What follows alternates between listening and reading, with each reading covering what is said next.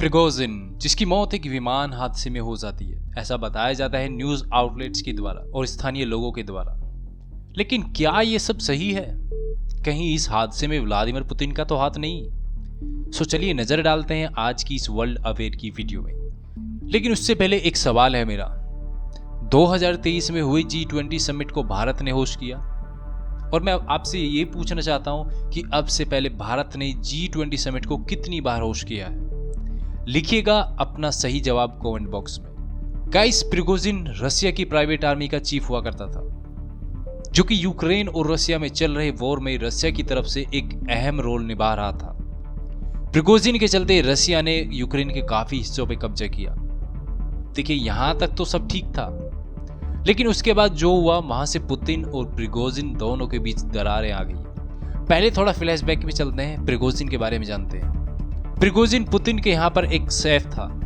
खाना बनाने और सर्व करने का जिम्मा प्रिगोजिन को ही था और कुछ सालों तक प्रिगोजिन पुतिन का एक खास आदमी बन के रहता है। पुतिन प्रिगोजिन पर इतना भरोसा करते हैं कि वो प्रिगोजिन को सरकारी कॉन्ट्रैक्ट देने लगते हैं। साल 2014 में रूस ने यूक्रेन के क्रीमिया इलाके पर अटैक किया, जिसमें उसने प्राइवेट लड़ाकों का भी इस्तेमाल किया, जो केवल पैसों के लिए ही काम करते हैं। 2014 में हुई वॉर में रूस क्रीमिया को कब्जा लेता है। उसी समय प्रिगोजिन पुतिन को सलाह देते हैं कि हमें एक प्राइवेट आर्मी बना लेनी चाहिए, जिसकी अनुमति पुतिन दे देते हैं, क्योंकि प्रिगोजिन उनका एक खास आदमी था और पुतिन उसकी बात को काट भी नहीं सकते थे। पुतिन एक प्राइवेट आर्मी बना देते हैं।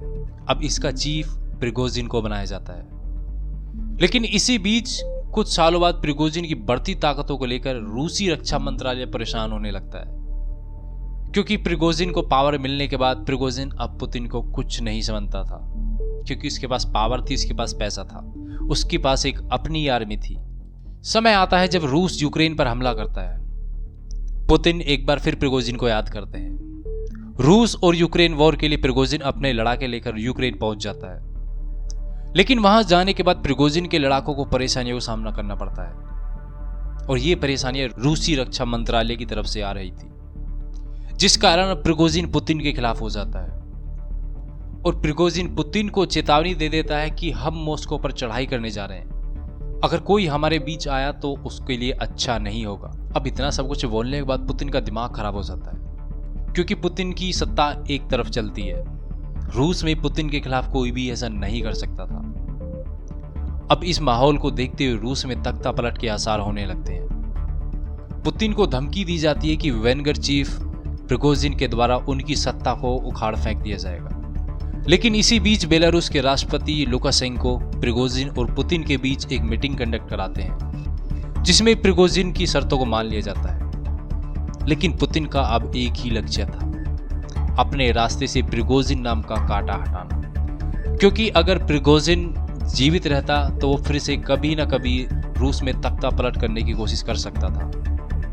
लेकिन पुतिन और प्रिगोजिन की मीटिंग होने के बाद अब प्रिगोजिन को ये एहसास होता है कि उसने ये जो मीटिंग्स कंडक्ट की है, ये जो शर्तें अपनी पुतिन के सामने रखी हैं, इसके बावजूद भी वो बच नहीं पाएगा, क्योंकि रूस में केवल पुतिन का शासन चलता है।